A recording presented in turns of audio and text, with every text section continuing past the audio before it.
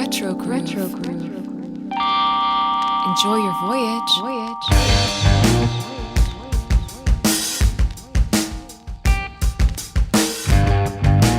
Retro Groove. Retro Groove. Retro Groove.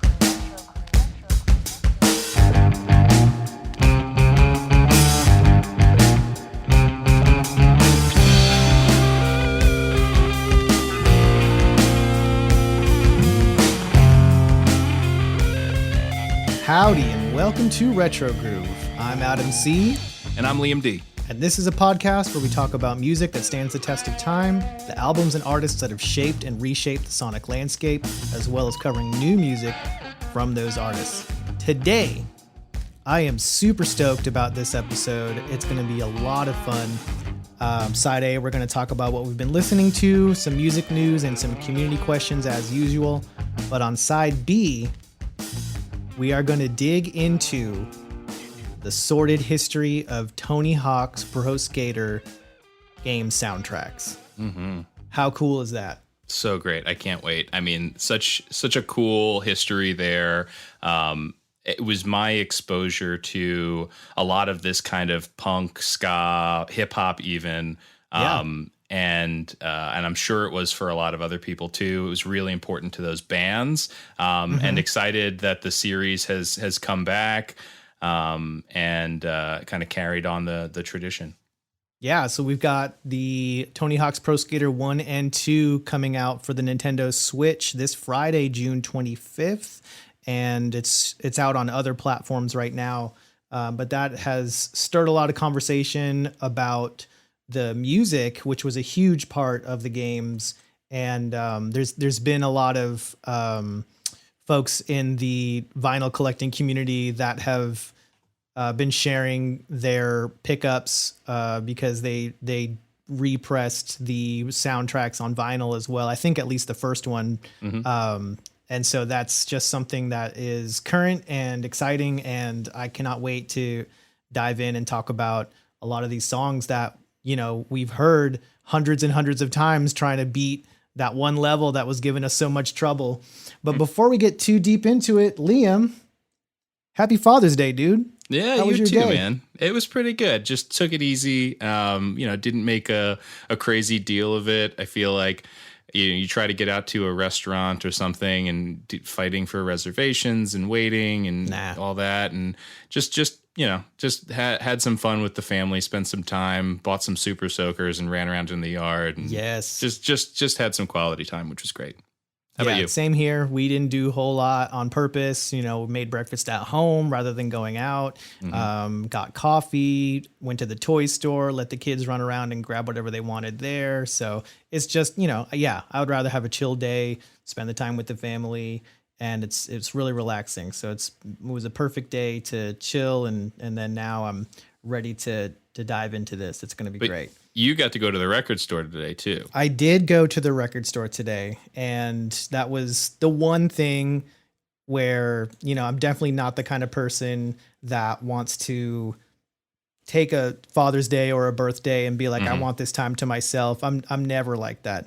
But they did let me run into the record store and not hound me about how much time I was going to take. Not that I take a whole lot of time anyway, but that was something that we did do today. And I was grateful for it because I got some really cool pickups. Speaking of which, I picked up the first ZZ Top album, aptly titled ZZ Top's first album. And I've been looking for that one for a while. It seems to be kind of a little bit more difficult to find, at least in the wild. And I just love early ZZ Top. Yeah. Their first 4 or 5 albums in the 70s before they started to kind of change their sound and, incorporate a little bit more, new wave and punk influence in the early 80s. Not that was bad, but it's not my favorite to listen to. You like the bluesy kind of grittier kind of Southern blues. Yeah. I'll pop on Tejas or I'll pop on Tres Hombres and I'm in hog heaven. I love it. I think that's pre-beards basically too, right? Like the beards didn't really become established until later on. That was like the notable thing, but I don't even think they really had the long beards in this first album or two. Yeah. I don't believe so either. Yeah. That I think that was part of their kind of reimagining of the band, and as you get older, that just kind of happens naturally anyway. But Yeah. yeah, it's interesting to think about how far back that first album was, 1971. Wow. So they've been around for quite some time, and they were actually only a band for about 6 months or so. By the time that album came out, they got signed like in their first year as a band. Wow. Billy Gibbons had obviously been in other groups and was, a well-known personality, but ZZ Top themselves, they got signed almost instantly. So is that 50 years, that album then? I got to look. That's It's crazy. got to be. It's 71 is when it came out. Yeah. And it's, I was jamming it January today. 71. Wow. I put it on today, and it sounds so good. It's really amazing. So I'm really happy to have found that. I wasn't even looking for it. It just, I always have a certain pattern when I go to the record store. And so, that last row that is typically kind of ignored, I'll look for Wings, I'll look for Yes, I'll look for Neil Young, wow. and then boom, ZZ Top. And so I almost didn't go to that last row because I was like, I want to get back to the kids and everything. I don't want to take too much time here.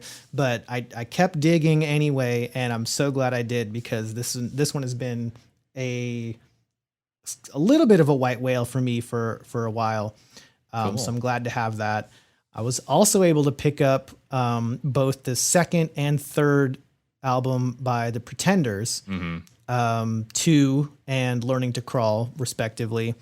And I was glad to pick up those. I'm a big fan, and I just recently grabbed an original pressing of their first album, so I'm working on that discography, which is great. Awesome. Also grabbed Flag by James Taylor. I'm, as I've said before, my mom was a huge James Taylor fan, so, by default, I'm a fan. And James Taylor's probably the artist that I have the most records of that I hardly ever listen to. I love his music, and I'll listen to Sweet Baby James and stuff like that. But it's pretty rare that I'll pop on a more recent James Taylor album. But I want to finish out the discography, and he's got quite a discography. So anytime I see one at his records are usually pretty cheap anyway, just because they were so ubiquitous. But I picked that up. Yeah, I have that with John Denver too. And I don't even think my parents were really John Denver fans, but like I just kind of stumbled across him, and I have a bunch, and I'll throw them on from time to time. They just put me in a mood that I think is similar to a James Taylor kind of mood. It's just like, yeah, absolutely. It lets me breathe a little bit. It's kind of nice. Completely. And speaking of records and groups that are like that just kind of put you at ease and make it feel like that you can breathe, like you're outside getting some fresh air. I've been listening to a lot of the new Kings of Convenience album that came out on the 18th. And it is so good. It's their first new record in 12 years. Crazy. And it's just perfect. It is absolutely beautiful. They've got a couple of songs that they have Feist singing along with them. Oh, wow. And they're just beautiful songs. It's Love a her. great record. And yeah, she's just one of my favorite singer-songwriters of all time. And it's another one of those records that it only was released in Europe. So I'm having a hard time getting a hold of it at a decent price, because it's like, no matter what I do, I'm going to be paying close to $15 for shipping.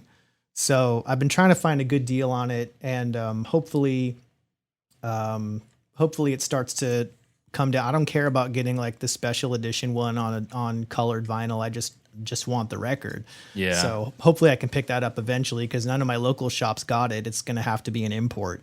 Yeah, it sounds like that's happening more and more right now. I mean, I don't know if you've seen these pieces about it. I'm hearing a lot about it, where vinyl, just the waiting list is growing and growing, and the production isn't there. And the UK at least has a handful of plants that can both make the polyvinyl substance that they use for the pressing, and then have pressing plants. And so you have the UK that's churning out Records. And again, they have a 6 to 9 month waiting list. And in the Right. US, I think one of the major plants burned down during COVID, and they just In haven't. California. Yeah, so they just haven't come back. So I think that this thing that you're seeing and talking about, you started with Loveless and now with this, like, I think you're just going to see more and more of this where the records are only getting pressed and put out in the UK, and it's not cost effective to ship them here because air shipping hasn't come back like it used to yet.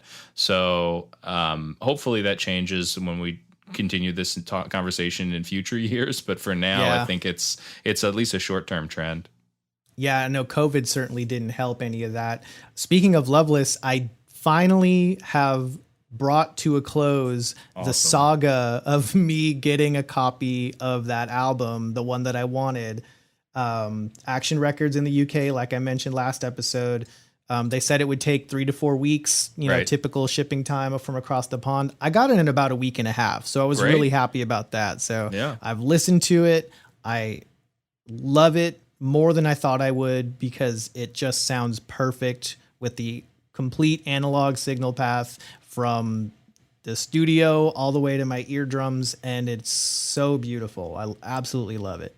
So sweet. Other than that, the only other thing I've really been listening to a lot of is the Lees of Memory, which, for those of you that don't know, is the current project of John Davis of Super Drag fame. And this actually was an album that they put out in 2016. It's definitely Beatles worship. It's pop rock psychedelia, and he's a master at that type of songwriting. Those early albums of theirs, Lees of Memory, they were done in mono. And I don't know if that was like a throwback, like we're going to, the early Beatles albums were in mono. We're going to put out our albums in mono, but they have a new stereo mix of that album. And it's actually up for pre-order right now, the vinyl, and I'm gonna grab that. But I've been listening to the stereo mixes because it's on Apple Music right now, and it just sounds really, really good.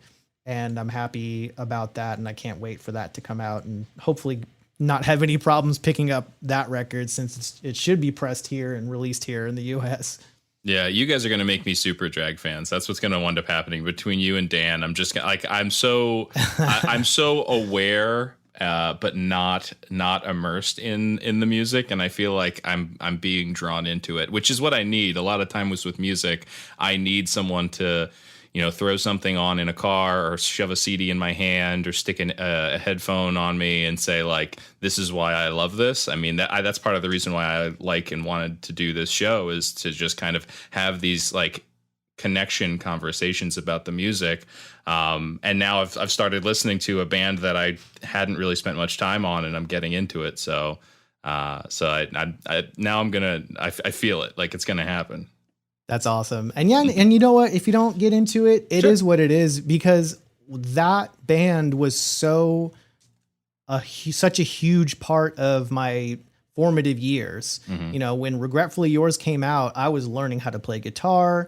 I was, in the absolute throes of teenagedom. You know what I mean? It was like, those are your formative years, and those bands that you listen to, they stick with you forever. Even if you end up, not really listening to them later on in life, that always sticks with you. So someone getting into Super Drag or any of those bands that were big in the 90s, if you're listening to them for the first time now, it might not hit you the same. And that's okay. You know what I mean? But if you can appreciate it for what it is, that's enough, because it's just power pop with just an injection of the love of what the Beatles were doing in the 60s, and making a modern rock album out of that combination of sounds. And it's really, really lovely when it comes together, which most of the time it absolutely does for Super Drag anyway. Cool. So what about you? What have you been listening to, and anything cool that you've purchased recently? Well, so I did the thing that I always swear that I'm not going to do, but then I do, which is go to Record Store Day. Now, you didn't go to Record Store Day, but you kind of did, right? Well, I'm not big into crowds, and this was pre-COVID. I'll go to a concert. but I'll go to a small show. I love club shows, smaller shows. I don't like Mm-hmm. giant crowds. I don't like standing around in line for things. Right. And not only that, but there wasn't anything on the lineup of records that I absolutely had to have. Mm-hmm. So I didn't want to deal with the whole, waiting in line. The store that I typically frequent the most, they were posting pictures of people starting to line up the night before. They love and that. I'm like, no, like Yeah. this is not a brand new game console. This is not, tickets to Paul McCartney or something. You know That's what I mean? kryptonite. Yeah, that's this- like, oh, this is an excuse for me to definitely not go. I can't show me Yes. this line down the block. I am gonna avoid that like the plague. Yeah. So I waited till the next day just to Nice. kind of check, because a lot of stores still had Mm-hmm. a lot of stuff left over. But yeah, it just definitely isn't my thing. I'm glad that it exists, and it brings a lot of attention to the format and local shops, which is the most important thing, because we need to keep those alive. But so what was your record store day experience? Well, so I went. My thing has been, for the most part, first of all, you saying that there was nothing on there that you like had to pick up is probably the best case scenario, right? Because there have been times in the past where there was a 45 that was coming out for like the third single of an album, or a one-off thing from an album, and the B-side is so cool and the artwork is so cool, and they're only making 5,000 of them, and I know my local Right. shop's getting 3. Right. And I do have that feeling, and then every single time it's disappointment, because every single time the people who get there early are the ones who are going there as a job, quote unquote, to get the stuff to sell it on eBay for Yeah, 5 times they're the out to price. make money. And so I rarely ever, I mean, there's been a few times when I walked into that shop, and I actually, I went in the morning as opposed to my current kind of afternoon thing, and actually saw the thing that I wanted that I was convinced wasn't going to be there. And then it's that like high hopes, low expectations, where it's like, if I Right. walk in and it's there, that's great. I'm not going to pay a scalper price. I can live without this thing. It's just a thing. And also sometimes you look like 4 years later and the prices have come down because everyone's kind of moved on and forgotten about the thing. Yeah. And that can happen. momentary. Yeah, definitely. So I did that this year. Again, like you, there wasn't a ton, although I did want to get, so the era for me, which is again, probably different for most people, my era of Rage Against the Machine that I feel closest to is around Battle of Los Angeles, the third album. I love the first, and Evil Empire is great too. But Battle of Los Angeles, just for me, hit at the right time. And so they did a pressing of a live show, the Battle of Mexico City. And it's a great lineup of songs, but it's heavy into that era, especially like Testify, Right. Calm Like a Bomb, Guerrilla Radio, all of that. I mean, Sleep Now in the Fire is so good. So I was like, I went in there expecting not to find it, and they had 3 or 4 copies left. I showed up around 2:00 and they had it. So I was pretty jazzed about that. My buddy he does the thing where he texts me the things that he wants, because he's not going to go either. But if it's still there, great. And if not, whatever. He wanted, I think there were 2 like Black Sabbath reissues, and those were long gone. Like that's like right over the plate of like scalpers. Like anything Grateful Dead, Beatles, Sabbath, Zeppelin is going to be snagged because it's going to go for top dollar. Absolutely. I saw, so amongst other labels, like indie labels that I love that are having their like 20th or 25th anniversary, Vagrant Records has been reissuing some records from their catalog, and they did a pressing of Thrice's To Be Everywhere is to Be Nowhere, which is a later album. It's still pretty recent. I think it was maybe 8 years ago, 9 years ago. Love Thrice. And there's a song on this one called Black Honey that is just I could listen to that song over and over and over again. And then I picked up Connor Oberst Ruminations, and these are albums that I didn't even know were part of Record Store Day. I just kind of went in there to browse. They were just there. Yeah, like they were an official release, but I was like, I hadn't scanned the list. I love Connor. I love Bright Eyes. Have for years. This album is one where he had gone from a big orchestration and a band. He had the Mystic Valley Band, I think they were called. He put out 2 or 3 albums with them. And then he had some vocal issues, some health issues that kind of kicked him off the road. And he just kind of, he sat down and like in isolation kind of wrote and recorded this beautiful album and then re-recorded it a few months later, maybe a year later. I believe it's called Celebrations, and it's the same album, but with a band with a lot bigger sounding. So Ruminations is like the stripped down raw songs. So there's some songs on this that I love the Ruminations version, and there's some that I love the Celebrations version. Oh, that's cool. So I'm hoping that there's also a Celebrations release at some point. I think it's called Celebrations. I'd have to look that up, but I'm pretty sure. Anyway, listening to, and this is not in connection, but it kind of fits nicely with our Tony Hawk convo later. My buddy and I were driving around. He took me out to dinner about a week and a half ago, and he was listening to a lot of Rancid lately. And so we were just like kind of jumping around their discography as we were driving. And again, Rancid, not really ska band, but a lot of that dance hall from the Op Ivy roots, like it's definitely in there a bunch. And it was another thing that we've talked about before where I was like, oh, here's something I could play in the car with my kid. And so I've played some Rancid for her, but I was like, I can play Less Than Jake. I can play Catch 22. I can play some of these fun ska songs. And she'll dig it. And she does, it's like the horns and the kind of energy that she just loves kicking around in the back seat. So I've been listening to a bunch of ska lately. I was super, super into it. Saw a lot of shows back in the day. It was big in the tri-state area where I'm from, Northeast. But yeah, it's like a rediscovered love, that I'm having right now of just, it's just so easy to listen to. Like it's so easily listenable. So it's great. Yeah. I remember that too. Ska was huge in the 90s. When growing up, I was in a ska band. No way. In the late 90s. Yeah. I mean, we didn't do anything, but we got together and had a name and called ourselves, a band. So cool, but it just kind of speaks to how huge that genre was at that time. Call it. Did you have a trombone player? Did you have a trumpet player? We did not have a horn section, unfortunately. Tough to find.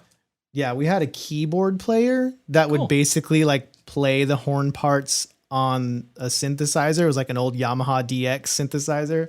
Awesome. Or DX7. And it was a lot of it's just fun music. It's fun to listen to. It's fun to play. There's a reason why a bunch of kids shows use ska as like their theme or like the ending credits. The Aquabats, man. Yeah, the Aquabats went on to like create Yo Gabba Gabba and stuff. Like, so many of those bands have gone on to make kids music and it's use just that kind energy. Of stuff. It's like that joke. Ska music sounds like what plays in a teenager's head when he gets extra mozzarella sticks. It's just I've never heard that. That's fantastic. It's just so fun. It's like and whether it's, more aggressive, distorted guitar driven ska or the more traditional, kind of rock steady feeling ska, it's just so much fun. And I don't listen to a whole lot of that anymore, but it is something that plays in my head when I'm not necessarily thinking about it. It just pops in there because it's so ingrained in my memory of times as a teenager, listening to it in the car or playing or writing ska songs. It's just a great genre that at least nowadays certainly doesn't get the attention that it probably deserves, if any at all. Yeah. Well, that kind of, I mean, maybe we can jump right to a question. We have two questions from Texas Trey. And maybe that is the answer to this. I don't know. We talked about a little bit songs that have been forgotten by most over time, but burned into your brain for a long time. He went on to say songs that you may have been too young to catch initially, but you remembered the words or something like that. My head immediately went to Informer by Snow. I didn't know who Snow. I didn't know who Snow was. Obviously, there's a definite one-hit wonder. Huge one-hit wonder. But that song is so catchy, and stupid I remember catchy. not knowing the words at all because he's singing in a fake Jamaican patois, but like it's Leaky Boom Boom or something. But it's so catchy. And my buddy, when he was like the first of us to get a car, and he had the cassette and he played that, and I will never not listen to that song if somebody plays it. It is so you fun. have to listen to the whole thing. Yeah, it's so good. Yeah. What about you? Is there anything that you have that you think like you have stuck in your head, or maybe was celebrated at the time but isn't kind of remembered as it might or should be now? That was such a great question, and it was so hard for me to come up with something because it's such a open-ended, kind of broad question. But I'm definitely going with The Way by Fastball. Mm-hmm. And that song was just massive when it came out. It was everywhere.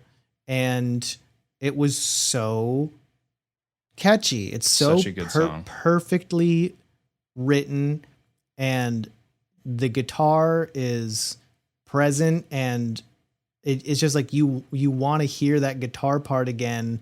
And the chord progression is so interesting, and it is one of those songs that you just don't get tired of. You can listen to it over and over again, but you could probably classify them as a one-hit wonder as well, because for the most part, you didn't really hear from them again. Yeah, I mean, we were talking in the Discord. Dan heard the kind of reimagining or reusage of their other quote unquote hit. Because yeah, you're right. They are a one-hit wonder. You could argue they're a two-hit wonder because Out of My Head did okay. It was on the same album. Yeah. Did not hit what The Way did. But then found a new audience and a new appreciation years later with Machine Gun Kelly and Ariana Grande, I think it was. Or was it? It wasn't Ariana. Oh, Camila Cabello. Yep. Okay. Yes. Yeah, Camila Cabello. Yeah. As odd as it is often to hear songs kind of reused or reimagined, and you think to yourself, like, why couldn't the artist come up with something new or unique, and why do they have to kind of mine history, like historically popular pop songs? There is like some value to kind of reimagining and keeping a song or a melody alive. But then, like as I mentioned, for the original band, as long as they are getting credited as songwriters, as co-creators of the song, it was able to finance Fastball's last album. Like the money that they made off of that, they were like, oh, okay, we can go back in and we can make new music now, because this other group 20 years later, whatever it was, decided to pay them a bunch of money to snag their hook. So yeah, and that in and of itself, I don't have a problem with. Mm-hmm. I'm just not a fan of him. Yeah. Fair enough. Well, so the other question that Texas Trey threw at us was about guilty pleasures, which I just bared my soul and probably exposed myself to having the worst taste in music, or at least the most unabashedly pop enthused and accepting taste in music. which I hope I redeem myself in other conversations. But No, man, go for it. I definitely threw out the names that you would I don't like Nickelback, so I can get with everybody on there. I bought Creed's Human Clay, but I don't listen to it. I'm not a Creed guy. But Forgivable. there are certain Limp Bizkit songs that I will still defend. I had a Korn Limp Bizkit phase, and As did I. I'm gonna mention later on, but I am not mad at some of the pop song writing of the late 90s, early 2000s boy band era. I think that aesthetics aside, I mean, those music videos were so over the top. And again, another thing that's fun to go back to now with my kid, you know, she's watching NSYNC and Backstreet Boys and Avril Lavigne performances like they're new kind of Oh, right wow. now. Yeah, it's kind of fun. And I feel like that's akin to showing your kid, you know, Super Mario Brothers 3 when you have Mario Odyssey or something out, right? Right. Like here's where it kind of came from. And now you can listen to Katy Perry and know that this happened there 10 years, 20 years before. The history. Yeah, a little bit. But the songwriting in some of those, I love it. There's a song by the Backstreet Boys called "The Call." It was on their third album. It's fantastic. I love "Bye Bye Bye." I think it's a jam. So yeah, I have plenty of artists that I will admittedly say that I could easily say that I love those songs. And they're designed to be Earworms. catchy. Oh yeah. They're perfectly crafted to get stuck in your head and stay there. Right.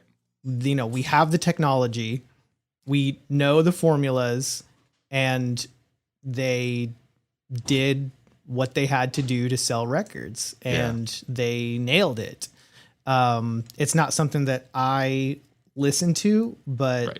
the songwriting, regardless of the subject matter, the hooks and the music it's objectively almost flawless. I Right. mean, these are expertly crafted songs. And Well, so and you think about, and we could also go down the rabbit hole, and I'd love to at some point, of there are certain artists that I listen to because I want to engage with them as songwriters, and I love them for that. And even if the song isn't great, I still have an attachment to it because I'm excited to hear what that songwriter has to say. right. But then there's those situations, and I think that that's what a lot of what these songs that I'm talking about are, where there's another person who is writing the songs and this group is just performing it. And while I do also appreciate the band's performance, you know, their voices were great. I don't need the choreography. I don't need the music video or the stage show. But like the one that I'm talking about right now is Max Martin, he wrote "Baby One More Time." He wrote "It's Gonna Be Me," "I Want It That Way," "I Kissed a Girl," Taylor Swift's "Shake It Off." Like he wrote, he's got a hit right now. Hitmaster. The Weeknd's song "Blinding Lights," which it either was up for awards or received awards, I'm not sure, but like one of the biggest pop songs of the past year. He wrote that. The same guy who wrote "Baby One More Time" back in the late 90s just wrote another smash song 20 years later. That is insane. And there's a Totally talent insane. to that. There's a talent to that that's undeniable. Yeah, I mean, it's not easy. Yeah, there may be a formula, but it takes a great deal of talent to sit down and create something new with that given formula and have it be fresh and interesting enough to become a hit. Because, you know, just because you follow a formula and just because it sounds good doesn't necessarily make it a hit. There's a whole lot of factors at play.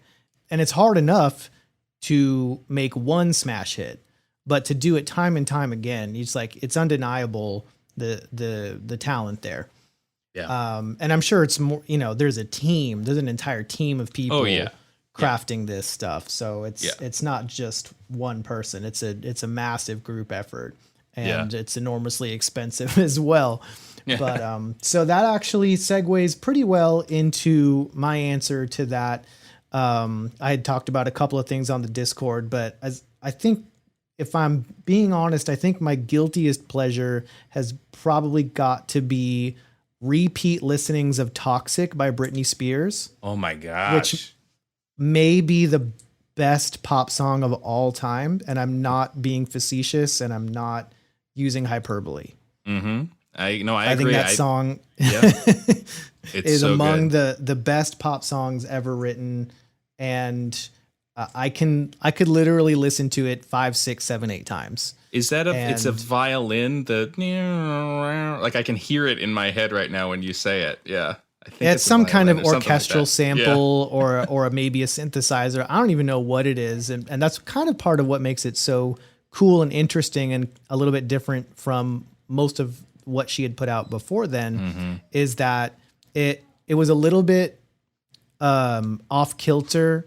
It was a little bit has this kind of frenetic energy a little bit, and sometimes you're not quite sure what you're hearing. Is it a sample? Is it an instrument? Is it a distorted vocal?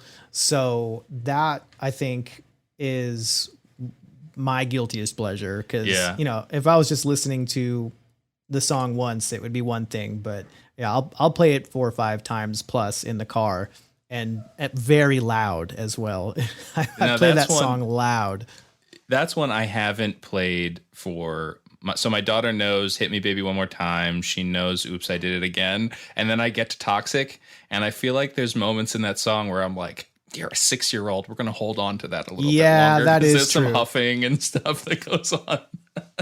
Is that "I'm a Slave for You"? Maybe that's a different song I'm thinking of. There's 2 songs that she does. It was right around that same time where she does some kind of like panting and huffing in the song. And I'm like, yeah, that's not in Toxic. I do know what you're talking about, but still the point still stands there. There's some sexual themes in the song, and more so than just, "Hit Me Baby One More Time," which, can be a little bit risque, but it could also be a little bit, vague enough that a 6-year-old isn't going to have any issues with it. I think you're probably thinking of "Slave for You." "Slave for You," which was the Neptunes did that one. You might be right. It feels like a Neptune song. I'm not sure, but it feels if it's not, like it kind of definitely production. feels like it. Yeah. All right. Cool. Yeah. So maybe we go through a couple quick little upcoming things on the horizon to kind of cue people into. Sure and then thing. we can flip this over. Absolutely. So a couple things came out recently or are on the horizon that I think that is kind of worth being aware of. I don't know if we've ever talked about the Killers before, if you're a fan at all. But I get hot and cold on them, but they're a band that kind of like the Strokes for me. They have some early songs that are great, and then every once in a while they do something that hits me. Their album from last year was called Imploding the Mirage, and it was fantastic. Kind of channeling Petty and Springsteen and the Cars all in one, as they do. But so Springsteen has become a fan of the band, and they are obviously fans of his. And so during this time of COVID, as you're seeing all these weird things happen and bands kind of rethinking things, apparently Bruce reached out to them and said he'd love to do something together. And so they did, you get that phone call, right? And so they did a reimagining of a song off their 3rd album, which the song was called "A Dustland Fairy Tale," and so they're just calling this Dustland. Re-recorded the thing with dual vocals, like duetting with Springsteen, and it's really cool. They shot a video for it where they're in different locations, but they kind of merge it nicely. So definitely one to check out for sure. It's floating around out there. I don't know if we've talked John Mayer before, another artist that I tend to be hot and cold on depending on his ego at the moment. Right. He's got a weird thing where he could easily go down as one of our generation's best and most versatile guitar players. And his desire to be a pop star keeps getting in the way of that. You know, like he tours with the Dead. Like he discovered his love for the Grateful Dead so much so that they then said, okay, come out and play guitar for us. And he has for years now. And occasionally just creates these gorgeous, sprawling songs. And then sometimes he's so set on getting another hit and being a pop star that he just steps on himself. But he's got. Go ahead. What were you going to say? Sorry. Oh no, just from what I have heard and what he seems to communicate is that playing, blues guitar and being a guitar virtuoso is his dream. And doing the pop stuff funds being able to do that because he knows he's not going to pay the bills, so to speak, by being a blues guitar player.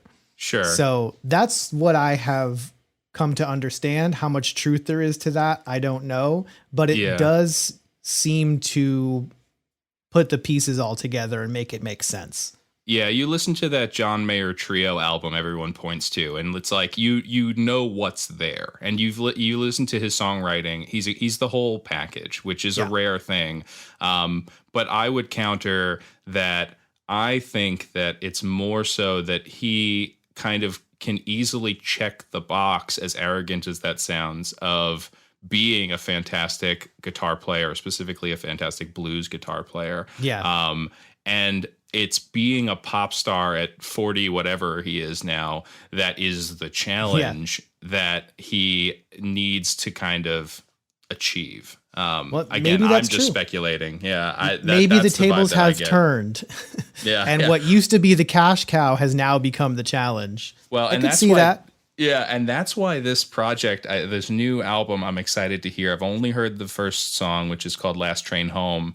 But if you look at the whole aesthetic of it, you watch the video, the album cover is fantastic. It looks like a vinyl record from the 80s with the nice price sticker on it. Like legitimately what you would have gone digging for decades ago. Yeah. And it feels like a Rick Springfield-y kind of infused, but like it's a John Mayer album. It's the first time in a while that I'm actually excited to listen to a John Mayer album. Like I can't wait to see what he does because it has a theme that interests me. But it also seems to be coming from a genuine place and not exploitative.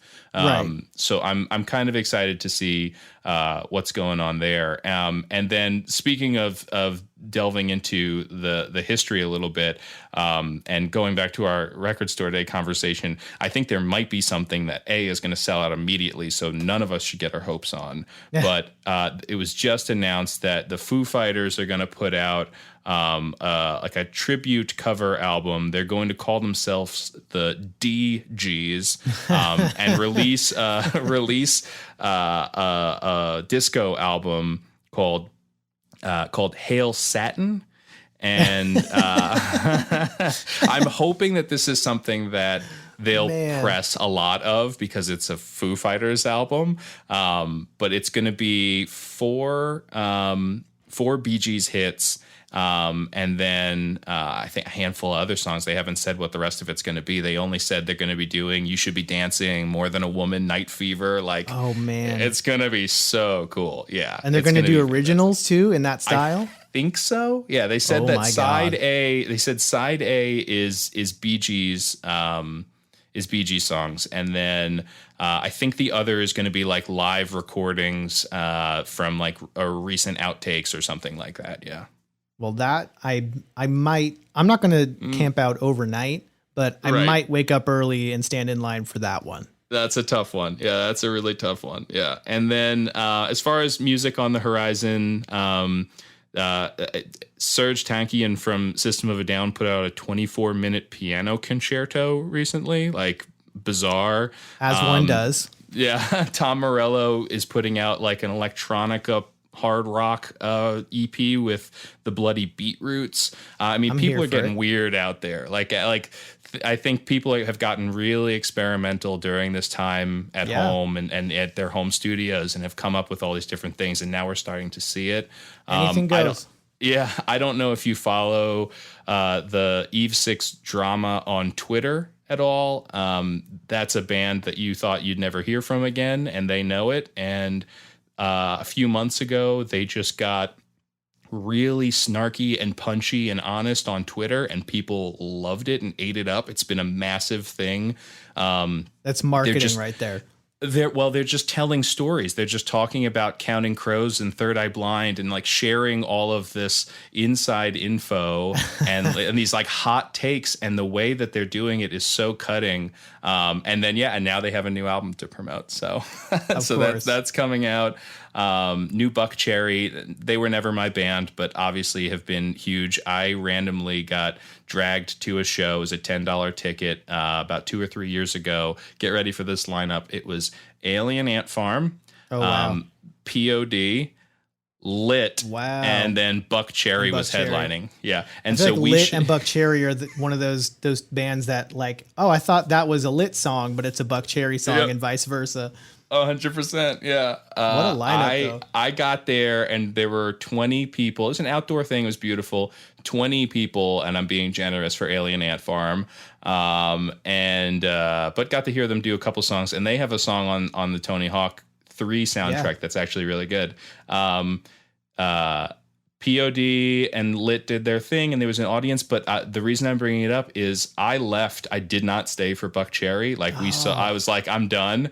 But the audience was like, they all showed up, and it was such a like 40-something biker audience for Buck Cherry. So there are, and that's a band that's had hits over the years that it shocks me. And then the last one that I'll bring up is the Mountain Goats. I don't know if you're a Mountain Goats fan at all or not. I came to discover John Darnell songwriting a lot later. They're one that I went back to and have found my love for in the past like 5 or 6 years. And nobody can paint a picture the way that he does in a song, in such weird outside thinking, oddball stories and insights that can just kind of cut you. So I'm excited to see what he's done during this whole thing. Again, like looking to see what some of my favorite artists have come up with now that they have had their lives kind of turned on their head. Yeah. And that's a group that I just have barely scratched the surface of learning about and getting into. So that'll be exciting to hear, their newest thing while I'm in the process of digging through their old catalog and kind of discovering them. Which is always fun to do, and it makes it even better when you have a new album as kind of a marker for where they are now, and then seeing their growth over time to get to this point. I think that's really cool, and so I'm glad they're coming out with something new kind of right while I'm just getting into them and discovering what they have to offer. It's really cool. There's a lot there. I mean, the early albums were done on these like 4-track cassette recorders, and they're really rough. I don't go back to that stuff a lot, although All Hail West Texas is a classic. But the later stuff, once he starts messing around with production and kind of fleshing out his songwriting a little bit, untouchable to me. Yeah. Awesome. Well, we have a lot to talk about still. I think it's about time to wrap up side A. And when we come back, we will go briefly over this week in music history and then drop into some Tony Hawk's Pro Skater soundtracks. Nice.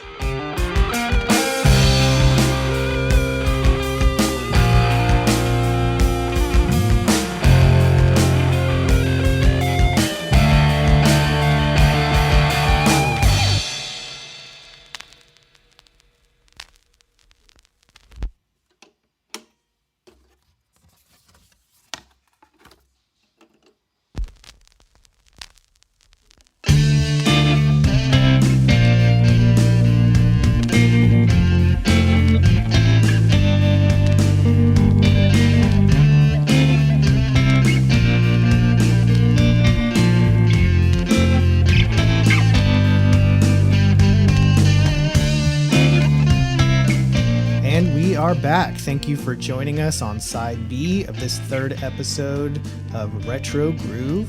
And this week in music history, there's some special stuff this week that happened. First and foremost, we just had Record Store Day. June 21st, 1948 was the day that Columbia Records launched a new vinyl disc format playing at 33 1/3 RPM in New York City, which obviously sparked a music industry standard that is still to this day used. And of course, without that, we probably wouldn't even be having this podcast. Yeah. There's just so much music out there, and you can digitize it, but when you have it physically in your hand, it just feels different. And having a record on a format that, as long as it's taken care of, will never deteriorate, like even CDs will eventually deteriorate. But a vinyl record, if it's kept in good shape and it's kept, climate controlled, that in and of itself is not going to deteriorate. It's always going to be there in physical format. So that obviously is a hugely important day in recorded music history. Yeah, I think that all but killed the 78 too. I mean, I'm not super fresh on my history, but I don't think that the 78, like that, the 78 was the standard for the first half of that century. And I think like quicker than the CD killed vinyl, I think that that the 33 1/3 wiped out the 78 very quickly. And I'm assuming it's because, similar to our current era of capacity to store content, that it was more versatile and you could put more on a disc, basically. But I'd have to go back and look, but I'm pretty sure that the 78 didn't survive the 50s. There's not a whole lot that's on 78 RPM, and I'm not sure of the history either as far as when 45 came on the scene, because they're still pressing records in 45 RPM, and you could argue that they do sound better, but how much better does a 78 sound to lose so much physical space on the disc? You know what I mean? So exactly. Those 78 collectors are definitely kind of the oddball in the record collecting world. Also on June 21st in 1966, Jimmy Page made his live debut with the Yardbirds at the Marquee Club in London. Obviously went on to be the guitar player for Led Zeppelin and one of the most influential guitar players of all time. June 22nd, 1971, Joni Mitchell released her fourth studio album, Blue. Now, of course, regarded as one of the greatest albums of all time. I do happen to have a copy of it, and for some reason, it goes for quite a bit of money. I just saw a copy of it at the record store today, and it was going for $40, and it was not in good shape either. The physical condition was not that great. And it just happens to be one of those more rare records where when you think of Joni Mitchell, you think of, maybe like James Taylor bargain bin prices, but that album specifically just is in higher demand, and for some reason is in shorter supply and goes for, more money than you would expect an album of that era to go for. But that's one of my favorites of hers. And I love that album. I listen to it periodically. And then June 25th, 1984, Prince released his sixth studio album, Purple Rain, his first with his band, The Revolution. Of course, probably his biggest album. Yeah, so good. One of the biggest albums of all time. Yeah. And it's hard to believe that it has been that long, but 1984. And then on June 25th, 2009, Michael Jackson, the king of pop, died at the age of 50 after suffering heart failure at his home in Beverly Hills. We're not going to go too deep into that because conspiracy theories abound. But, he Crazy. was hugely influential, obviously, in not just the music world, but in pop culture in general. Yeah. And so rest in peace, Michael Jackson. Yeah. 50 is when you see that written there, like it doesn't hit me until I see it. Like 50 is so young. I mean, we lost Petty young, and that was 66, I think. At 50 is just and look, we've lost some. There's the 27 Club of Hendrix and Joplin. You got Morrison. You lost Cobain very early. Like there's so many people who've lost early, but 50 is still that's crazy. Too young. Yes, so young. Yeah, way too young. Prince as well. He was, Yeah. also just way too young, and possibly in a similar circumstance with And the Petty use of too, certain Yeah. So it's very real, and it's kind of scary to think about. You know what I mean? Yeah. Sure, they weren't planning on that happening, and yet here we are. So it kind of sobers you up a little bit, so to speak. But we've got some fun birthdays this week. This is also my birthday week. So I'm happy to share my birthday week with some great musicians. Happy June birthday. 21st. Thank you. Appreciate that. June 21st, 1944, Ray Davies, who's the singer and principal songwriter for the Kinks. He is turning 77 on the 21st. Awesome. Chris Christopherson, born June 22nd. Get this, 1936. Ooh. He is still kicking, and he is about to turn 85. Amazing. Unbelievable. Cyndi Lauper, June 22nd, born in 1953. June Carter Cash was born on June 23rd, 1929. Obviously an accomplished singer-songwriter in her own right. Also happened to have married Johnny Cash. Yeah. She passed away May 15th, 2003. Yeah. June 24th, my birthday, in 1944, English rock guitar player Jeff Beck, who was initially the replacement for Eric Clapton in the Yardbirds, but obviously went on to form Jeff Beck Group, and not as well known or as highly influential as maybe Hendrix or one of those big stars, but he is still one of the most influential guitar players of all time. Yeah, and to pause there for a second, just like obviously we kind of pieced this together already, and it's a known thing. But when you look at the span of the Yardbirds in, I think maybe 4 years of existence or recorded existence, that they had three of the arguably the greatest, most talented, at least, guitar players in rock history. Went through that band. You have Clapton, Jeff Beck, and Jimmy Page all play. That's insane that happened. It's really crazy. So crazy. And nobody knows the names of any of the other Yardbirds. It's just they all went on to be, just Not guitar Yardbirds. gods in their own right. And Derek and Dominoes and Yep. And also June 24th in 1949, Mick Fleetwood, drummer and co-founder of Fleetwood Mac. He is turning 74. John Illsley, June 24th, 1949, English musician, best known as the bass guitarist of the Dire Straits. He will be turning 72. And then last but not least, we have Carly Simon, born June 25th, 1945. Obviously, smash #1 hit, You're So Vain.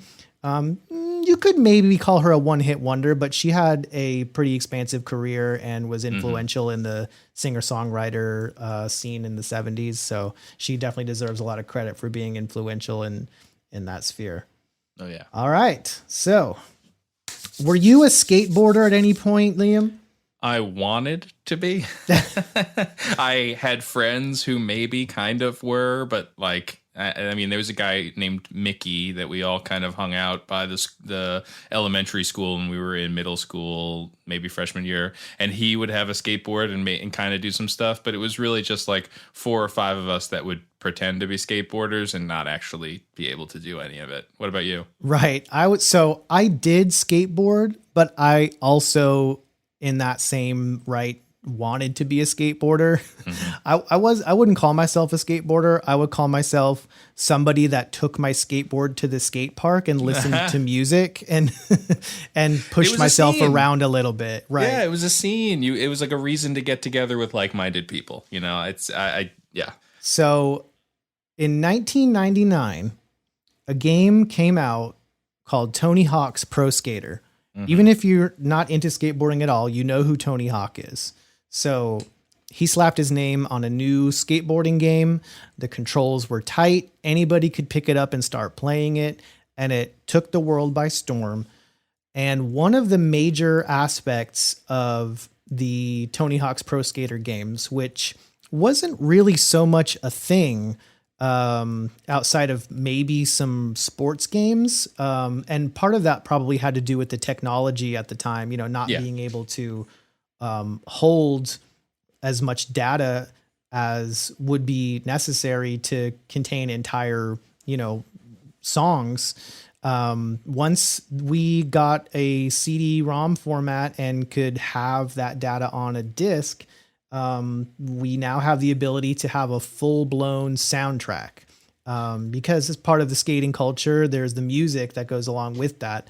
So the Tony Hawk's Pro Skater games contained songs that just, number one, got stuck in your head, also got you into types of music that you may not have previously been exposed to as a suburban kid, that plays video games and pretends to be a skateboarder once in a while.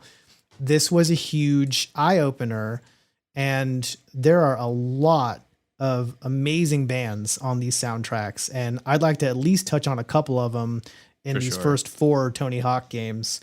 Yeah. I'd like to ask if you have a memory. What was your first Tony Hawk game that you remember? Was it the first one, or did I do remember playing Tony Hawk, the first game on PlayStation 1. It would have been at a friend's house. I didn't own a PlayStation 1 until a little bit later, probably 2000 or 2001, before I got that system.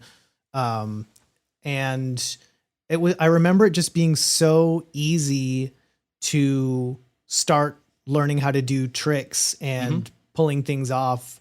But then the levels had a certain exploration aspect to it, to where, how do you get to that part of the level? And you have to do a certain trick and crash through a window or something. And then it opens up a whole new area of the level that you may have never seen before.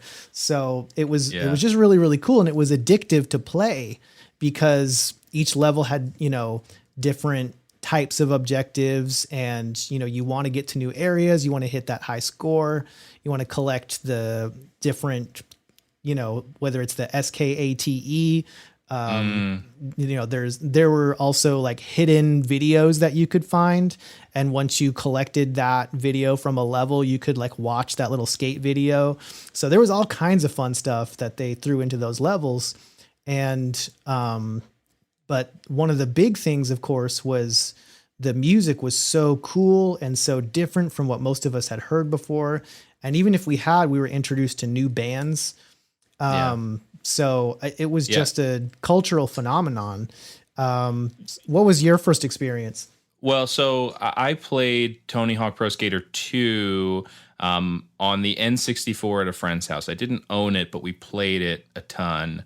I definitely went back and played the first one, but it was the second one that was my introduction. And then when the third one came out, the GameCube was the first system that I had where I could afford to buy the games it myself. And so I was going out. I have a ton of GameCube games because I was going out and buying as much of them as I could. Right.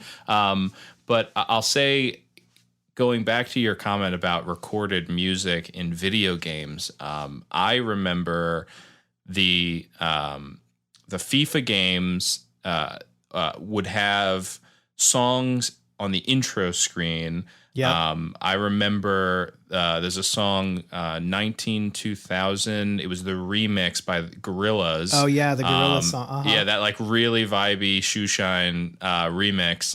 And I remember loving the intro stuff, but again, those were team sport games that once you got into playing it, even though you might be playing it by yourself, you might be playing it with your friends, you were playing with a bunch of tactics and teams and stuff. And so the music fell away in those games a bit more than it did Right. with the kind of solitary, like you said, exploration nature of these video games. It felt like your character had headphones on. It felt like you were Exactly. just skating around and listening to it. And before we delve into the songs too much, I had one other question for you, which is, do you ever remember soundtracking your room or whatever as you played a video game? Because I distinctively remember playing Nintendo 64 games in my bedroom and choosing, like having a CD wallet next to me and choosing songs that I wanted to play in the background while I was playing Resident Evil 2 or whatever it was, like and this was the first time where I played a game and it felt like they soundtracked it for me, and I loved it. It was so cool that somebody had thought through and made me a mixtape for me to play a video game to. Exactly. Of music that I wound up loving. I wasn't familiar with this music really at all, and loved every song. Yeah, and it's just because their soundtracks are so well crafted. Even from the very first game, they just nailed it. And yeah, I definitely did have that experience. There are some albums that will instantly transport me to playing a specific game. The earliest that I can remember is playing Sonic and Knuckles for the Genesis, and I would play this album by a band called the Galactic Cowboys, and they were kind of a Pantera ripoff wannabe sort of group.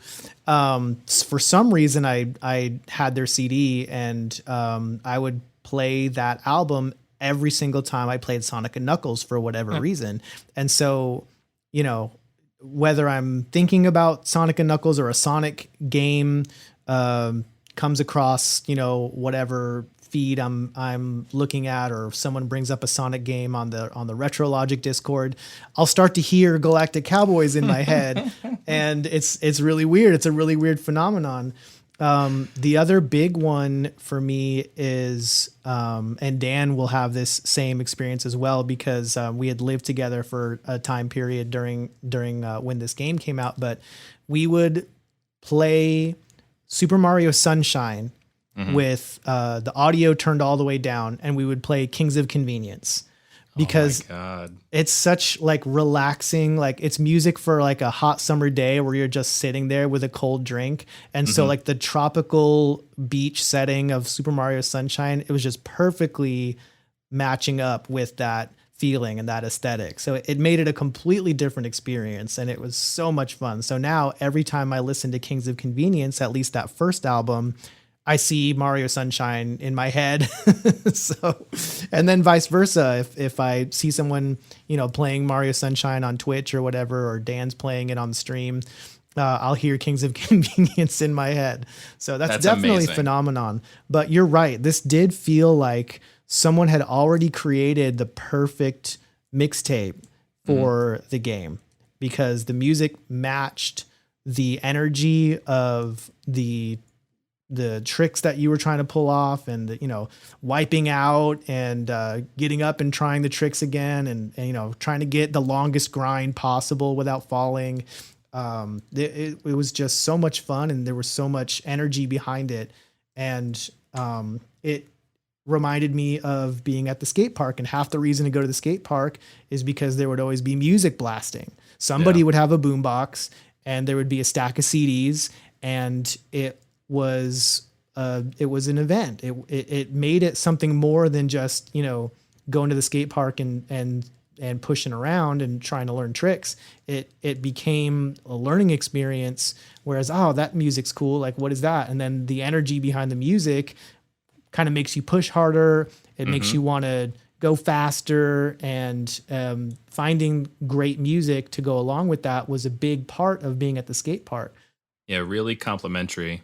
Yeah. I think we're going to focus on the first like 4 of them. I mean, I think there's 10 or 11 at this point games. But I think part of the reason, because this is, arguably like what we're most familiar with in the Tony Hawk series. I messed around with some of the underground stuff later on, but this is the classic stuff. Yeah. But also because these first, 3 or 4, once you get to the fourth one, it's a little dicier.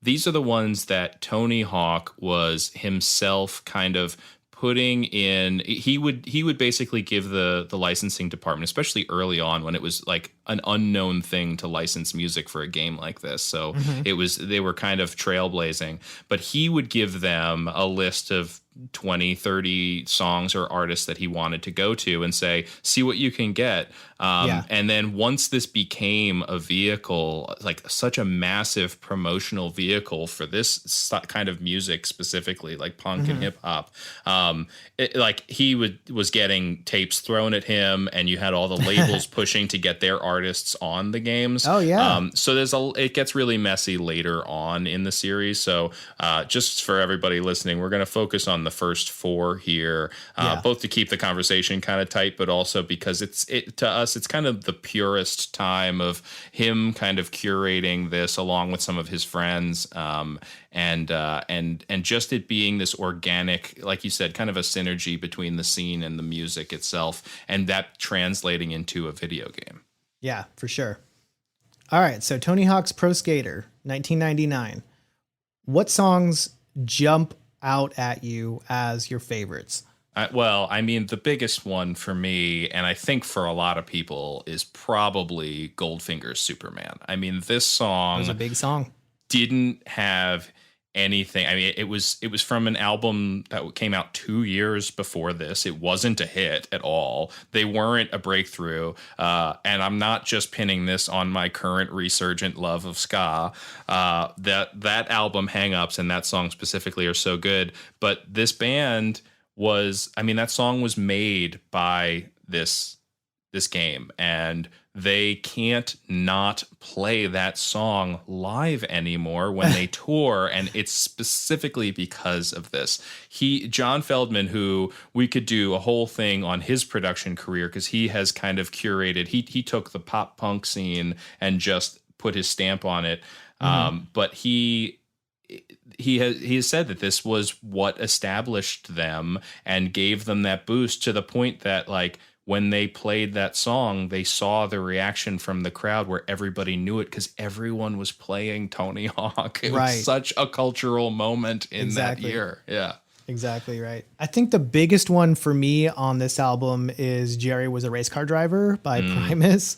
Yeah. I was a huge Primus fan, and at the time, it was the only song that I recognized, so I probably just kind of fixated on it. But that the energy of that song is kind of just perfect. You don't typically think of Primus as a skateboarding band or a band that makes music for skateboarding, but that song just fit. And it was fun to marry those two of my worlds. I was a huge Primus fan. I was getting into skateboarding, and I was skateboarding at the skate park, and to have Primus on the soundtrack, I was like, oh, cool. Like, these two things are coming together in my life. And so that still to this day remains one of my favorite Primus songs. And again, like, that's Seas of Cheese, right? That's early 90s, like very early 90s, years before this game came out. And it's like, again, another song that just, it broke through for a band that never really had radio play. I don't think Primus has ever had a radio hit or anything, but such a huge moment for a funky band that to pluck that song 8-9 years later and stick it on a video game must have been the weirdest thing for Les Claypool to be like, yeah, sure, I guess go ahead, put it in a skateboard video game and then have it explode like that. Have it explode. You know, that was one that Tony Hawk was pushing for, and the other producers of the game were probably like, I don't know if that's a good fit, but Tony 100%. Hawk, he's a genius. Gotta give it to him. Yeah. Any others that pop out at you from that? What I would point out, and it becomes a trend that you'll see throughout most of these, although it definitely diversifies as we get into later games, he's a West Coast guy, man. I mean, you're Right. looking at Suicidal Tendencies, you're looking at the Vandals. Like this is the Bay, this is Cali. Right. He's definitely leans into his love of that West Coast skater punk scene. There's not a lot of hip hop on this early one. You see that come in more later on, but it's from top to bottom, it's a great soundtrack. Yeah, I don't think there's any hip hop on the first soundtrack, is there? No, I don't think There's so. definitely notable bands, the Dead Kennedys, Suicide Machines. You mentioned the Vandals and Goldfinger. The other one that stuck out to me as a band that I hadn't even gotten into yet, but ended up getting into quite a bit after that is Unsane. And Unsane is a just noise rock, loud band from New York, and they're just brutal. And a friend of mine had a couple of their CDs and he turned me on to them. And not only is it just absolutely amazing driving music, particularly if you're angry about something, but it turned out to be fantastic skateboarding music. If I'm remembering correctly, I think they actually have a music video that's just people getting severely injured doing skateboarding tricks or attempting skateboarding tricks. Cause all their album covers are pretty violent. It's like bloody crime scenes and stuff like that. That was just kind of an overarching theme of theirs. So it was fitting that they were, on the Tony Hawk's Pro Skater soundtrack, and one of their music videos is just people wiping out and getting just all messed up, having serious injuries happen to them. Yeah. And then after that, in 2000, Tony Hawk's Pro Skater 2 came out. And this is when things started to get a lot bigger. People started to realize, like getting onto the Tony Hawk's Pro Skater soundtrack it's like a golden ticket. It's like people all over the place. Millions of people are going to hear your song. Yeah. I mean, we've delved into this a little bit in other conversations, and I'm sure we'll hit it a bunch of other times, but you have to take yourself back to the time of MTV, but not really a whole lot of internet. You had the internet, you had maybe some Kazaa and stuff, or LimeWire. Like you were messing around and downloading stuff, but it was the Wild West. Right. And so you didn't have your Spotify's or your Apple Music's and your algorithms that were feeding you things. And these bands weren't getting radio play.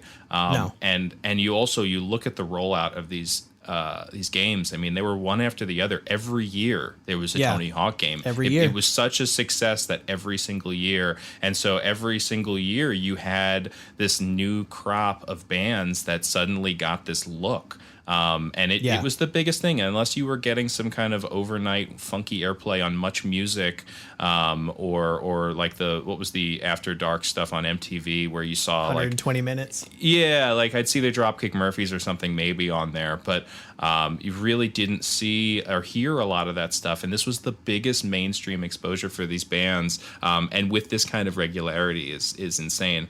But I think you're right. At this, again, I'm speculating here, but you start to see some things pop up on this soundtrack. And look, I liked Power Man 5000. I was really into Rob Zombie, and I was like, oh, I could listen to science fiction Rob Zombie. His brother is doing what he's doing, but with sci-fi space stuff instead of zombies and creepy horror stuff. But like, I would assume that Tony Hawk did not put that on there. I mean, that album came out right before this, and I'm guessing it was part of a marketing push. I would also say that Papa Roach probably was put on there because of a marketing push by their record label to get onto this. Savvy marketing teams seeing the opportunity here and trying to get the right song by their artists onto these things. But I do think that for these next couple albums, there's definitely still a lot of genuine stuff getting onto here. I mean, Guerrilla Radio is huge. We talked about Huge Rage hit. already. Huge hit, but on there. I would first go to You by Bad Religion. I love Bad Religion. I don't listen to them a ton. I definitely come back to them every so often. I think Greg Graffin is fantastic. He's a great songwriter, great performer. He's super smart. He's like a college professor. He's written a bunch of books on evolution. But this is a song that, just like Superman, they have to play live now. Like he has said, like, if I don't play you, people get bummed. It's a hit, even though it was never a hit. And again, this was 10 years before this game came out. This song was released. Right. Yeah. 10 years later, it was kind of bestowed upon them that their song was going to be a cultural moment in Tony Hawk Pro Skater 2. It's the Tony Hawk phenomenon. It is, yeah. It became a thing. The standouts for me on this album, I have to mention "Bring the Noise" by Anthrax and Public Enemy. This is another one of those songs that song is from 1991. It had been almost 10 years since that song had come out. And that was the very early stages of the whole rap rock fusion that started in the late 80s, early 90s. And, you know, objectively, "Bring the Noise" is a much better song than "Walk This Way" by Run DMC. I love Run DMC. Sure. I adore Run DMC. I have Run DMC records. They're one of my favorite groups of all time. "Walk This Way" is not a very good song. No. And to have "Bring the Noise" and have this be the first record, or have this be the first Tony Hawk soundtrack to feature hip hop music, having that on there, I think was just perfect to meld those two worlds and have the skater punk, rock, punk and ska guys get exposed to this hip hop music, and then maybe have, the pop or hip hop folks get exposed to some of this more underground punk music. It was the marriage of these two different worlds. And so I think that song is perfect to have on there to be like the flagship of that. Yeah. There's definitely, so there's a lot of that kind of genuine punk scene. I was going to Warped Tour at this point, and I was seeing these band names on posters. I was seeing them on like handout flyers or CDs that were being tossed at me as I exited shows. And then to hear like a curated song that's picked by someone of the Swinging Utters or Lagwagon. Right. It was like a great 1-2 punch. Again, it does in hindsight look like a really smart marketing ploy, but it feels genuine still. So I'm going to go with it. It definitely was a way of like, you've heard the name, they play with the bands you like. Now here's a song that we think you're really going to like. And now suddenly you're a fan of this band. It was very, very smart.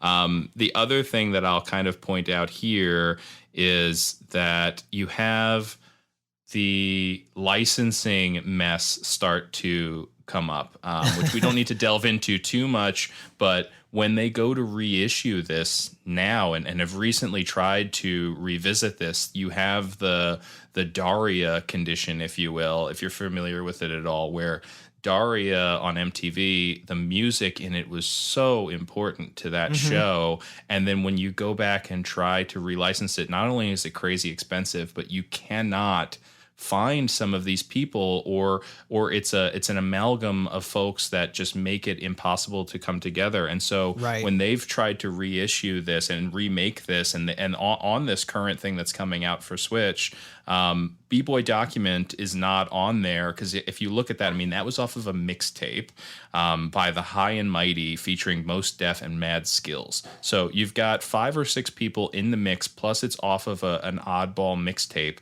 Like there's no way to get that done from a legal standpoint.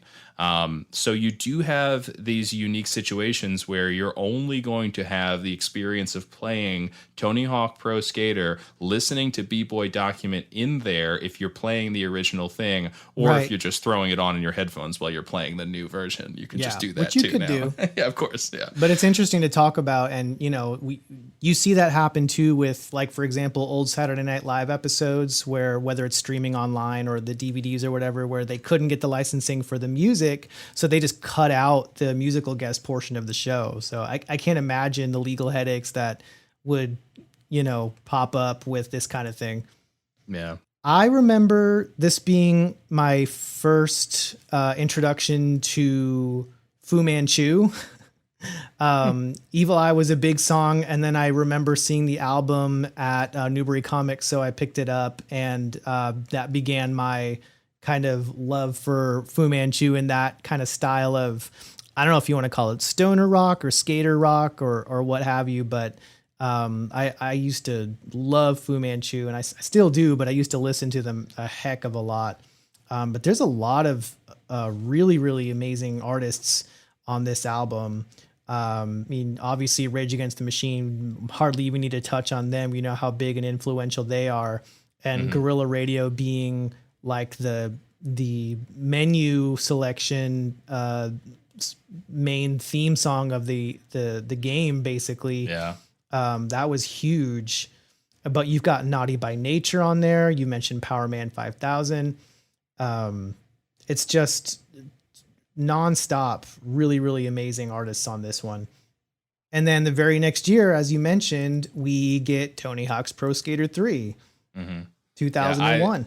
I love this game. I mean, this is the one I personally I dug into real hard, and I lost weekends to this game. Man. Oh yeah, I think that they perfected. This isn't a video game podcast, but I think they perfected that kind of exploration that you're talking right. about. The levels were much bigger. Mm-hmm. Yeah, and the kind of, was it the revert to manual? It let you chain things so much that was so gratifying, to be able to just get these ridiculous things to do, where you were flying Crazy up in combos. a haunted mansion and stuff. Yeah. Yes. It but- started to get a little crazy. yeah, but the soundtrack was so good again. So good. It gets even better. It does, and it's weird because I mentioned Seeing Alien Ant Farm. I forgot, like, they do have a great song on this. It's such a random deep cut song from that first album, but it's really good and catchy. And it fits. You do start to see some of the skater culture friends come in. I mean, CKY was. You have to think about the Jackass era that we were all kind of immersed in at that time too. We were all living this skateboard life, both on TV and in our video games. And Jess Margera's band, Bam's brother, I think it is, that was his band. But yeah, there's so much good stuff on here. Great hip hop. I mean, KRS-One, Redman. Yeah, great hip hop on this one. And then you just hit after hit on this. I was familiar with Motorhead, but skateboarding to Ace of Spades, I would put that on over and over again. It was so good. Yeah. What were your songs off of this? Well, that was definitely my first introduction to Motorhead, so let's start there. But there's a band called Ozomatli on this soundtrack, and I feel like they are so underappreciated. Ozomatli, for those that don't know, is kind of, and they actually just put out a single a couple months ago. Like, they're still doing stuff. They are, you can't really call them a super group, but they're a group of musicians that, if you're at all into any kind of genre bending, mixing, they are a Latin hip hop, jazz, funk party band. And Cut Chemist is in the band, and this song, Cut Chemist Suite, is one of the, sort of a turntablist style song. But I was a fan of theirs, and I'm so happy to hear them on the soundtrack. It wasn't my first time hearing them, but I actually think the first time I heard them was on a CD sampler. But it's just so fun, and it's a little bit of a breather because most of the music is pretty aggressive. So to have kind of more of a fun, upbeat sounding song was great to have on that album. Also on there is Reverend Horton Heat, the probably not the king, but maybe the crown prince of rockabilly music. I remember going to a Reverend Horton Heat show and getting knocked over and having beer spilled on me, and coming home and having to explain why I was 18 years old or 19 years old coming home from a concert smelling like stale beer. But, so that'll always stick out in my head whenever we talk about Reverend Horton Heat. But, having that kind of thing, that was also an older song. and to have some legit rockabilly on that album, it just kind of expanded the sonic landscape there a little bit. Also the Mad Capsule markets, which we talked about a little bit off air. They had a weird little brush with fame in the late 90s, this interesting Japanese electronic punk band. I don't even know what genre you would fit them in. But to have just this interesting stuff along with heavy hitters like House of Pain, AFI, just Rollins Band, Red Hot Chili Peppers, really diverse soundtrack as they started to expand what you could do in the game. They really started to expand the scope of the soundtrack, and it was really, really fun. Yeah, this is the one where I actually went out and bought music based on this. I bought the Body Jar album. I bought the AFI EP. Like, I definitely listened to this and I was like, these songs are catchy as heck and I need to figure this out. And again, like if they like, I had to go and kind of special order it from my Borders. Like the only record store that I had in the area was like I don't know if you have Borders, but it's like a Barnes and Noble or whatever. And they had a decent music section, but I had to go and ask them to order this for me because otherwise I needed to find a way to get it on the internet at the time. And I remember ordering stuff from Borders. Yeah. So I would go to Borders and I'd ask them to order the Body Jar album for me, you know? But yeah, I in kind of preparation for this, going back to these songs, I'm in the game, you know, like amongst the madness, the Next Men, I don't know who the Next Men are. I don't know, but like amongst the madness, but you know the song. I can see myself on the cruise ship, like skating around the edge of the deck. Like it's so good. Yeah. It's funny how the audio completely brings you right back to wherever you were. And, you know, even though it was a virtual place, you're still there. It brings you right back there, whether it's a haunted mansion or a cruise ship, it doesn't matter. Yeah. And then very next year, once again, we get Tony Hawk's Pro Skater 4. This is one that I did have on GameCube. I believe 3 I had on the Dreamcast, if I'm not mistaken. Oh, wow. Cool. But I was a Dreamcast guy, and Tony Hawk's Pro Skater 4 was right when I started collecting GameCube games. And so that's the only one that I had on a Nintendo console, actually. Because the Nintendo 64 versions of the Tony Hawk games were not quite as good, and I think part of it was just the size limitation of the cartridge. There were certain songs, like there weren't as many songs. I think when you listen to Jerry was a Race Car Driver, it's just like a 10-second loop of the song and not the full song. So stuff like that, you know, they were just objectively inferior versions of the game. So Tony Hawk 4 being my first GameCube game, and that time of my life, I was just playing a lot of video games. I didn't have as many responsibilities. I was out of college, and I played this one a lot. So this is probably the most memorable soundtrack for me. Yeah. There's a lot of really good music on this album.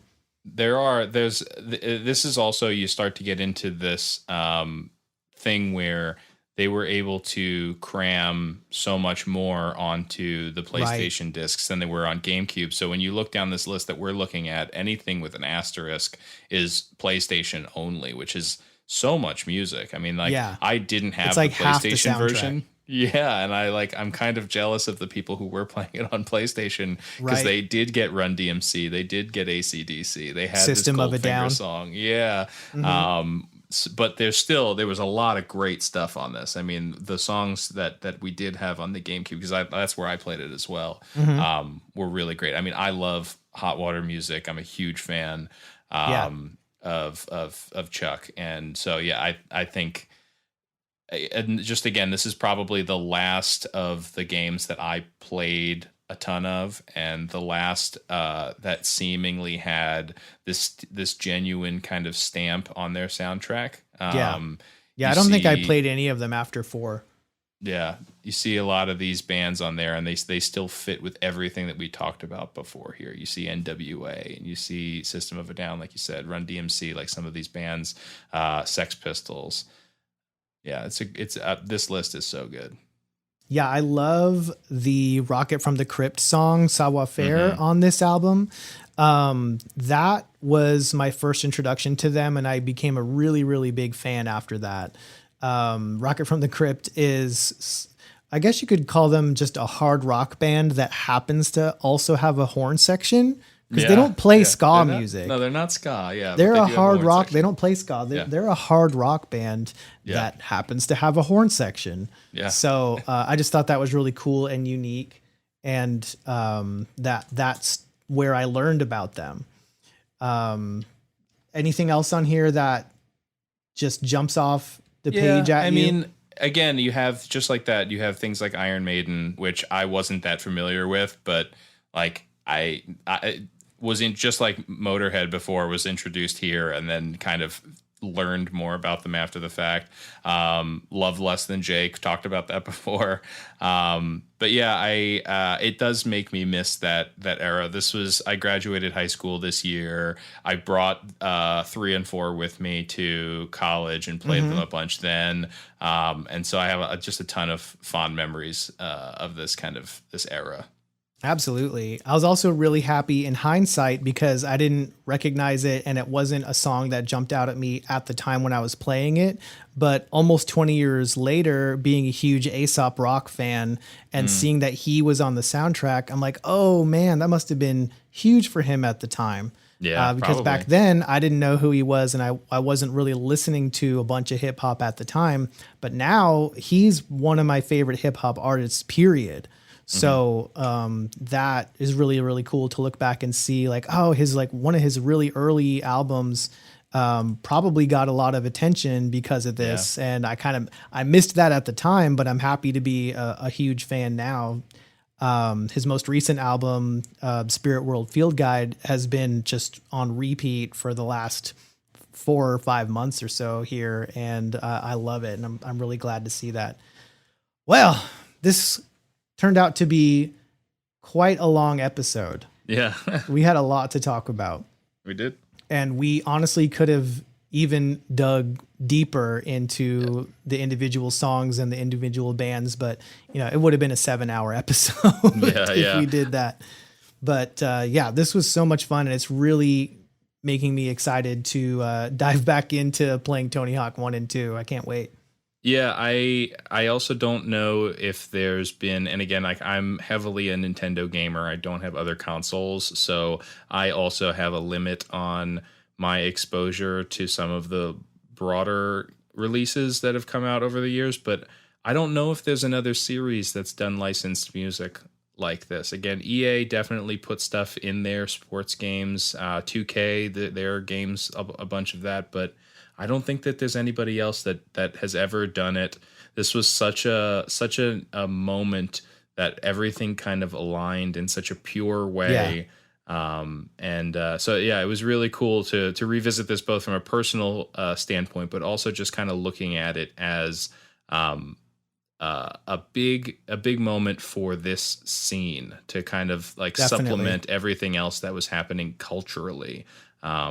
It was super important, and again, like it brought me to CBGBs ultimately. Like, it made me the fan that then went out to, like, the reason I went to Warped Tour was because I was exposed to these bands, and I found the brand and went along with it. And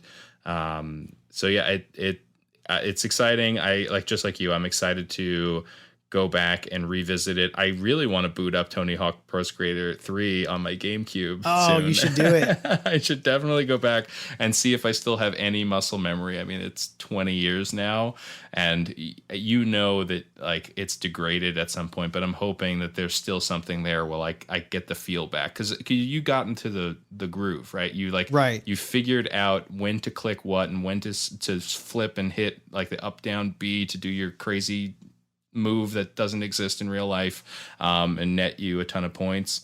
And so I'm excited to like re-experience that and see what this re-release, this remake is all about.